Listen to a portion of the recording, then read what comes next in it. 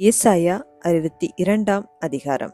சீயோனி நிமித்தமும் எருசலேமின் நிமித்தமும் நான் மௌனமாயிராமலும், அதன் நீதி பிரகாசத்தைப் போலவும் அதன் இரட்சிப்பு எரிகிற தீவெட்டியைப் போலவும் வெளிப்படுமட்டும் அமராமலும் இருப்பேன். ஜாதிகள் உன் நீதியையும் சகல ராஜாக்களும் உன் மகிமையையும் காண்பார்கள். கர்த்தருடைய வாய் சொல்லும் புது நாமத்தால் நீ அழைக்கப்படுவாய். நீ கர்த்தருடைய கையில் அலங்காரமான கிரீடமும் என் தேவனுடைய கரத்தில் ராஜமுடியுமாயிருப்பாய்.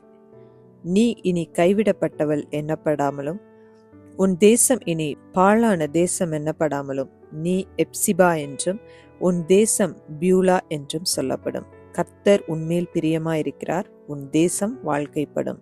வாலிபன் கன்னிகையை விவாகம் பண்ணுவது போல உன் மக்கள் உன்னை விவாகம் பண்ணுவார்கள். மணவாளன் மணவாட்டியின் மேல் மகிழ்ச்சியாயிருப்பது போல உன் தேவன் உன்மேல் மகிழ்ச்சியாயிருப்பார். எருசலேமே, உன் மதில்களின் மேல் பகல் முழுதும் ரா முழுதும் ஒரு காலம் மௌனமாயிராத ஜாமக்காரரை கட்டளையிடுகிறேன். கர்த்தரை பிரஸ்தாபம் பண்ணுகிறவர்களே, நீங்கள் அமெரிக்கையாயிருக்கலாகாது. அவர் எருசலேமை ஸ்திரப்படுத்தி பூமியிலே அதை புகழ்ச்சியாக்கும் வரைக்கும் அவரை அமர்ந்திருக்க விடாதிருங்கள். இனி நான் உன் தானியத்தை உன் சத்துருக்களுக்கு ஆகாரமாக கொடேன். உன் பிரயாசத்தினாலாகிய உன் திராட்சரசத்தை அந்நிய புத்திரர் குடிப்பதுமில்லை என்று கர்த்தர் தமது வலது கரத்தின் மேலும் தமது வல்லமையுள்ள புயத்தின் மேலும் ஆணையிட்டார். அதை சேர்ந்தவர்களே அதை புசித்து கர்த்தரை துதிப்பார்கள்.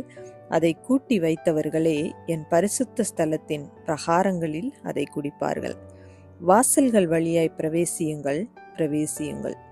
ஜனத்துக்கு வழியை செவ்வைப்படுத்துங்கள், பாதையை உயர்த்துங்கள், உயர்த்துங்கள். அதிலுள்ள கற்களை பொறுக்கி போடுங்கள், ஜனங்களுக்காக கொடியை ஏற்றுங்கள். நீங்கள் சீயோன் குமாரத்தியை நோக்கி, இதோ உன் இரட்சிப்பு வருகிறது, இதோ அவர் அருளும் பலன், அவரோடும் அவர் செய்யும் பிரதிபலன் அவர் முன்பாகவும் வருகிறது என்று சொல்லுங்கள் என்று கர்த்தர் பூமியின் கடையாந்தரம் வரைக்கும் கூறுகிறார். அவர்களை பரிசுத்த ஜனமென்றும் கர்த்தரால் மீட்கப்பட்டவர்களென்றும் சொல்லுவார்கள். நீ தேடிக்கொள்ளப்பட்டதென்றும் கைவிடப்படாத நகரமென்றும் பெயர் பெறுவாய்.